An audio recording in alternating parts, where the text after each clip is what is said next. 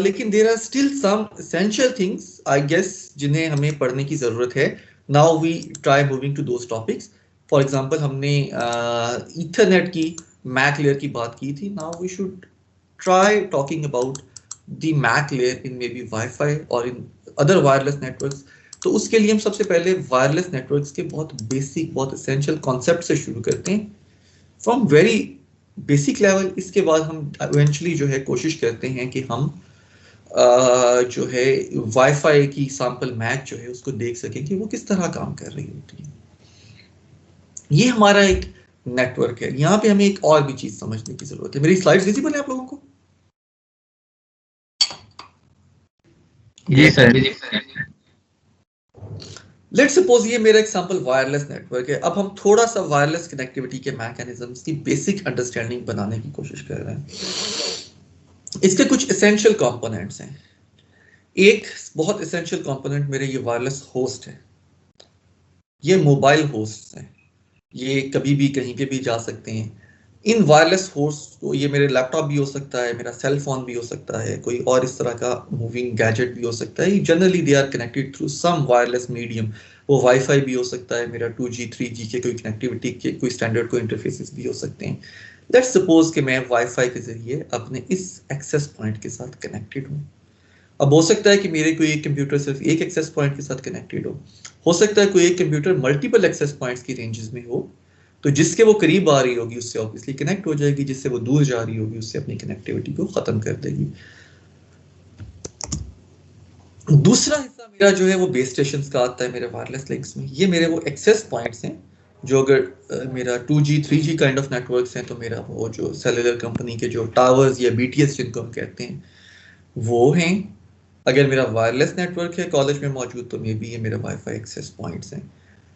अगर आप गौर करें तो वायरलेस नेटवर्क्स में भी यूजुअल जो नेटवर्क होता है वो इंफ्रास्ट्रक्चर बेस्ड होता है. ये मेरे एक्सेस पॉइंट्स जो हैं ये physical pre installed pre existing infrastructure के साथ कनेक्टेड हैं. जो मुझे वायरलेस कनेक्टिविटी मिल रही है वो सिर्फ लास्ट हॉप पे मिल रही है, लास्ट लिंक पे मिल रही है. अगर सेलुलर कंपनी है तो उसने ये अपने BTS वगैरह लगा के इनको आपस में बैक हॉल सिस्टम के जरिए कनेक्ट करके एक पूरा इंफ्रास्ट्रक्चर बेस्ड सिस्टम बना रखा है. सिर्फ ये जो लास्ट हॉप पे वायरलेस नोड्स हैं ये मोबाइल नोड्स हैं. ठीक है, ये वायरलेस नोड्स जो हैं by using some wireless links, ठीक है, फ्रीक्वेंसी वगैरह को कुछ अपने वायरलेस मीडियम के अंदर डिस्टर्ब करके दे कैन क्रिएट सिग्नल्स जो कि इन एक्सेस पॉइंट्स पे रीडेबल हैं, परसीवेबल हैं. So by using those signals these machines can talk to these networks. ठीक है, लेकिन जनरली मेरे वायरलेस नेटवर्क्स जो हैं they are infrastructure based networks. ठीक है, अगर वो इंफ्रास्ट्रक्चर बेस्ड नेटवर्क्स हैं तो उसकी पहली इंडिकेशन यही है कि we do have these kind of wireless access points. इनकी आपस में जो कनेक्टिविटी है टू द बैकबोन नेटवर्क, इस नेटवर्क को मैं कह सकता हूं मेरा बैकबोन नेटवर्क है. This is actually connecting all these infrastructure nodes together.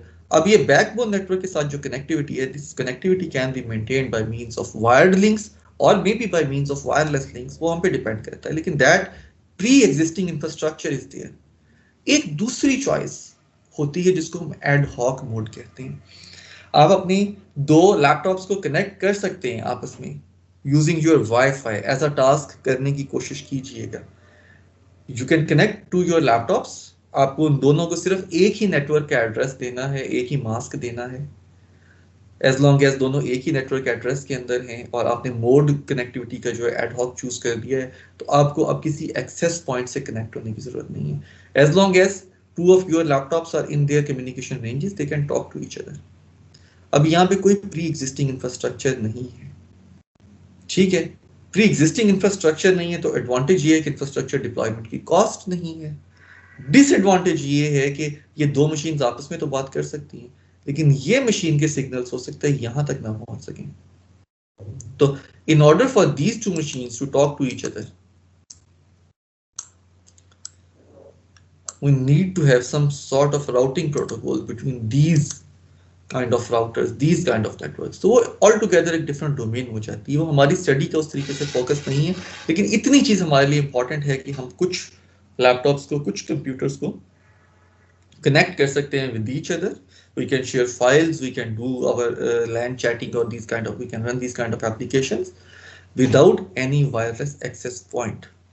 ठीक है, तो उस केस में हम यही कहेंगे कि मेरी मशीन्स जो हैं एड हॉक मोड में आपस में कनेक्टेड हैं। एक यहाँ पे और चीज आती है, अभी तक हमने जो ईथरनेट का कैरियर सेंसिंग का मैकेनिज्म पढ़ा था, वी टॉक के हमारे पास ईथरनेट पे कैरियर सेंसिंग के लिए CSMA चलता है, carrier sensing with multiple access. Carrier sensing with multiple access is very very successful on Ethernet. उसकी वजह है, अगर मैं assume हम करते हैं कि ये 3 मशीन्स हैं A, B और C and they are all connected through a single wire maybe,